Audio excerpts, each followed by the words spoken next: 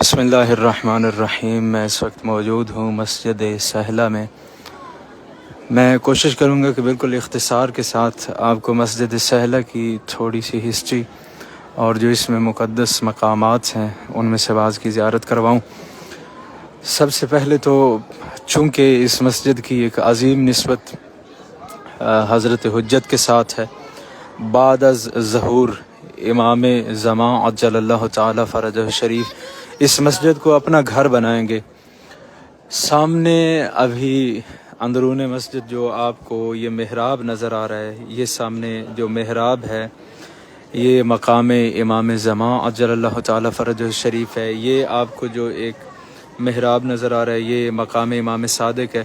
پھر اسی مقام امام صادق کے پیچھے جو دروازہ ہے وہاں سے جب انٹر ہوتے ہیں تو مقام امام زین العابدین علیہ السلام ہے۔ مسجد سہلہ کے بارے میں آپ کو بتاتا چلوں، معصوم فرماتے ہیں کہ اللہ نے جب انبیاء کی تخلیق کے لیے زمین سے مٹی اٹھائی تو مسجد سہلہ سے اٹھائی، اور مولا فرماتے ہیں مسجد سہلہ میں ایک ایسا پتھر ہے، ایک ایسی چٹان ہے جس پہ 1,24,000 انبیاء کی تصویریں موجود ہیں۔ اللہ نے جتنے نبی مبعوث کیے ان سب انبیاء کی تصویریں ایک پتھر پہ ہیں، اور وہ پتھر اس مسجد میں مسجد سہلہ میں دفن ہے۔ انشاءاللہ بہت جلد جب سرکار حجت کا ظہور ہوگا تو امام زمان وہ پتھر ظاہر کریں گے اور ہم سب کو زیارت کروائیں گے۔ اچھا، اس کے علاوہ تمام انبیاء نے اس مسجد مقدس میں نماز پڑھی، اور اب میں انشاءاللہ دعا گو ہوں جتنے مومنین آپ جو دعائیں ارسال کر رہے ہیں، پروردگار سرکار حجت کا صدقہ آپ کی تمام دعائیں اپنی بارگاہ میں قبول فرمائے۔ تمام انبیاء نے اس مسجد میں نماز پڑھی، ان میں سے بعض انبیاء کے مخصوص معین مقام بنائے گئے ہیں، جیسے شیخ الانبیاء ابو الانبیاء جناب ابراہیم کا مقام، یہ آپ کو کارنر میں نظر آ رہا ہوگا، مقام النبی اللہ ابراہیم۔ یہاں پہ حضرت اور جناب ابراہیم جو عمالقہ سے جنگ کے لیے گئے تھے وہ بھی یہاں سے گئے تھے، مسجد سہلہ سے۔ اس کارنر میں جناب ابراہیم کا مقام ہے، اور یہ جو اس سائیڈ والا کونا ہے وہاں پہ جناب ادریس کا مقام ہے، اس والے کونے میں حضرت خضر کا مقام ہے، اور یہ جو کونا یہ آپ کو اوپر بورڈ لگا نظر آ رہا ہوگا، مقام الانبیاء والصالحین۔ یہ تمام انبیاء سے مخصوص ایک مقام بنا دیا گیا ہے۔ اور یہ درمیان میں جو محراب ہے یہ مقام امام جعفر صادق علیہ السلام ہے، یہاں پہ امام جعفر صادق علیہ السلام نے نماز پڑھی، اندر مقام امام زمان، اور ساتھ ہی لیفٹ سائڈ پہ اندر ذریعہ ہے وہ ہے مقام امام زین العابدین علیہ السلام۔ ایک مختصر واقعہ اور اس کے بعد بڑھیں گے آپ کی دعاؤں کی طرف، اور مل کر دعا کریں گے امام علیہ السلام کے ظہور میں تعجیل کے لیے۔ امام جعفر صادق علیہ السلام جب کوفہ آئے تو امام علیہ السلام نے اپنے کچھ اصحاب سے پوچھا آپ ساتھ ساتھ زیارت بھی کرتے رہیں مسجد مقدس سے سہلہ کی، اپنی دعائیں سرکار حجت کی بارگاہ میں ارسال کرتے رہیں، مولا کو سلام بھی پیش کرتے رہیں، اور ساتھ یہ مختصر واقعہ اور اسی بھی آپ کی زحمت تمام کروں گا۔ امام جعفر صادق علیہ السلام نے اپنے کچھ اصحاب سے پوچھا کہ مجھے میرے چچا زید کے بارے میں خبر دو، چونکہ زندگی کے آخری ایام انہوں نے یہاں کوفہ میں گزارے، تو ان کے بارے میں مجھے بتاؤ۔ تو اصحاب نے بتایا، مولا کسی نے جو مولا کے صحابی تھے ان میں سے کسی نے کہا مولا کہ آخری ایام تھے، نماز ظہرین کا وقت تھا، ہم کوفہ میں موجود تھے، ہم نے چاہا کہ ہم جا کر مسجد سہلہ میں نماز پڑھیں، تو جناب زید کو کوئی ایسا ضروری کام پڑ گیا کہ وہ مسجد سہلہ میں جا کر نماز نہ پڑھ سکے۔ تو امام جعفر صادق علیہ السلام نے فرمایا باخدا اگر میرے چچا زید مسجد سہلہ میں جا کر 2 رکعت نماز پڑھتے تو پروردگار ان کی زندگی میں 2 سال کا اضافہ کر دیتا۔ معصوم امام ارشاد فرما رہے ہیں، مولا فرماتے ہیں جو کوئی مومن مسجد سہلہ میں 2 رکعت نماز پڑھے گا اللہ اس کی زندگی میں 2 سال کا اضافہ کر دے گا۔ میں آپ تمام مومنین کے لیے دعا گو ہوں پروردگار بحق سرکار حجت آپ سب کو جلد اس عظیم مقدس بارگاہ کی زیارت نصیب فرمائے۔ آپ جانتے ہیں عموماً کسی مسجد میں دخول کے لیے اذن دخول ہمیں نہیں پڑھنا ہوتا، لیکن یہ واحد مسجد ہے جس میں دخول کے وقت ہمیں اذن دخول پڑھنا ہوتا ہے۔ اس کی وجہ یہ ہے کہ یہ صرف مسجد نہیں، یہ انبیاء کا گھر رہ چکا ہے۔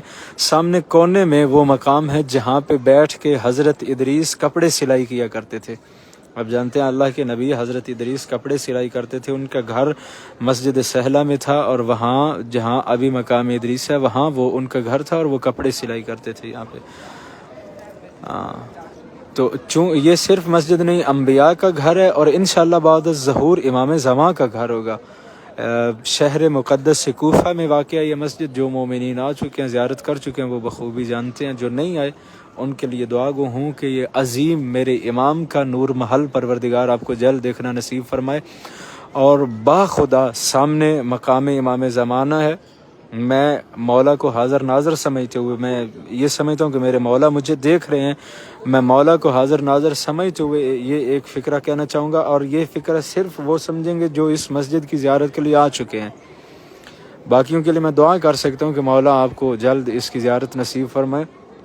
مسجدیں ویسے تو ساری اللہ کا گھر ہے، لیکن جو سکون، جو روحانیت، جو راحت روحانی طور پہ آپ کو مسجد سہلہ میں نصیب ہوتی ہے، شاید ہی کسی مسجد میں آپ کو ملے۔ ابھی تھوڑی دیر پہلے میرے ایک عزیز، ان سے میں نماز سے فارغ ہوا تو ان کی کال آئی، تو پیچھے سے ابھی صلوات پڑھی جا رہی تھی نماز باجماعت کے بعد، تو انہوں نے پوچھا، تو میں نے بتایا کہ میں مسجد سہلہ میں ہوں، تو فوراً رونے لگے۔ کہتے ہیں کہ میں جب بھی مسجد سہلہ میں گیا میں کھو جاتا ہوں اپنے آپ میں، مجھے پتہ ہی نہیں ہوتا میں کہاں پہ ہوں، اور میں وہاں اپنے امام کے قدموں کی آہٹ محسوس کرتا ہوں۔ پروردگار ہم سب کو بھی ایسی معرفت نصیب فرمائے۔ اور یہ حقیقت ہے کہ چونکہ امام زمان کا گھر ہے اور شب بدھ اس مسجد میں مخصوص جو ہے وہ امام زمان کے ساتھ ہے شب بدھ۔ ہمارے جو بزرگ علماء گزرے ہیں، جب ان کو کوئی مشکل مسئلہ پیش ہوتا تھا تو وہ 40 شب بدھ امام زمان سے توسل کرتے تھے مسجد سہلہ میں، اور تاریخ کے ابواب جو ہے وہ بھرے پڑے ہیں ایسے واقعات سے کہ جن مومنین نے 40 شب بدھ امام زمان سے توسل کیا مسجد سہلہ میں، اور پروردگار نے ان کی حاجات اپنی بارگاہ میں امام زمان کے صدقے قبول کی۔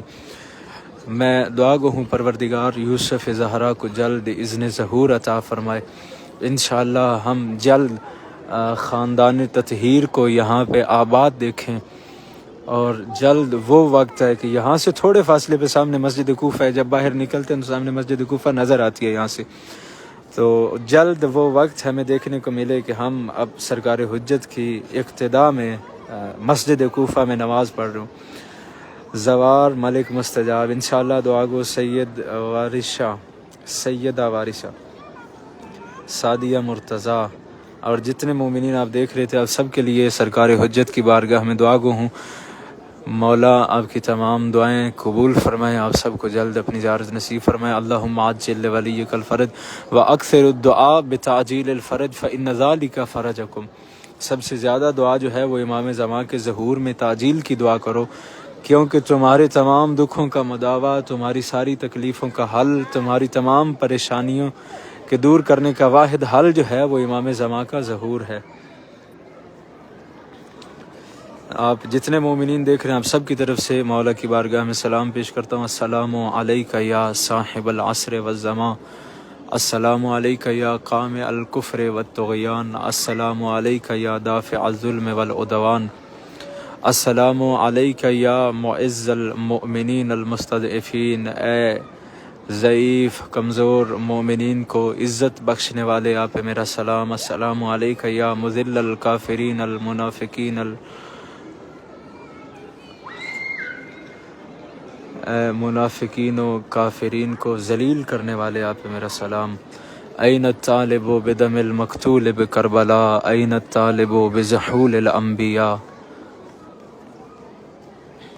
این الحسن و این الحسین، این ابناء الحسین۔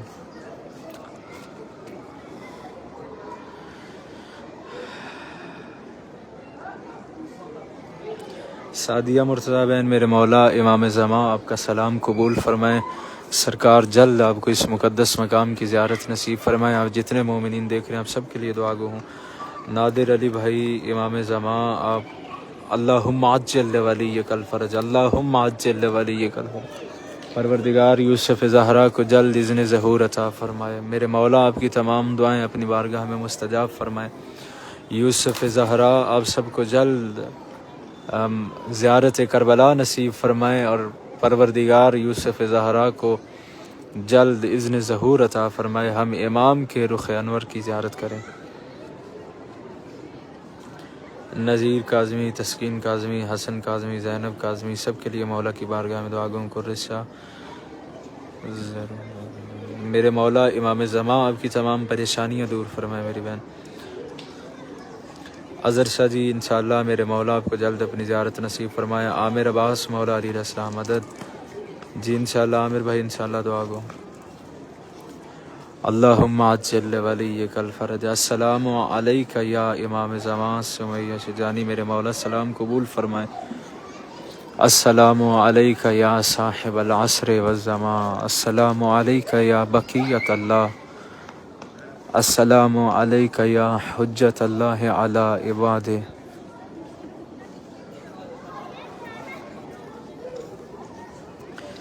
جی اظہر بھائی میرے مولا آپ کو سلامت رکھیں. امام زمان آپ کی حاجات قبول فرمائے. مولا آپ کی عقیدت معرفت میں اضافہ فرمائے. مولا مادی و معنوی تمام مشکلات دور فرمائے. مولا مادی و معنوی رزق وسیع تر عطا فرمائے.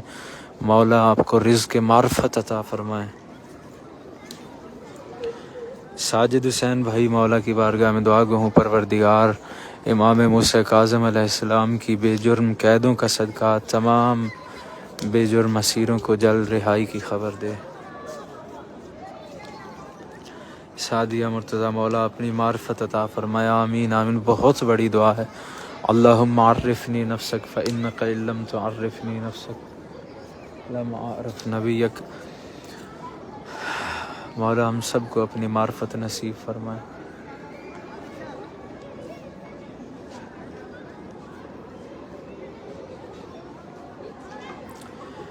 یاسمین الوی انشاءاللہ. اللہم صلی علی محمد و آل محمد وعجل فرجہم.